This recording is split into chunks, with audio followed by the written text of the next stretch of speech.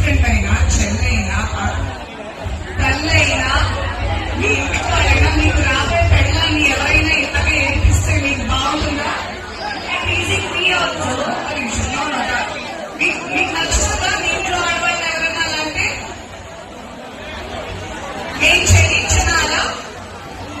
మరి మరి చాలా ఇష్టంతో మీ అందరి కోసం రెడీ అయ్యి ఎంతో దూరంతో 7 గంటలు ప్రయాణం చేసి వస్తే మీరు ఇదేనా చేసేది? పిల్లల్లో ఇదే నేర్పించారా? పెద్ద చిన్న గౌరవాలు అవన్నీ నేర్పించలేదా? అసలు నేను అందుకే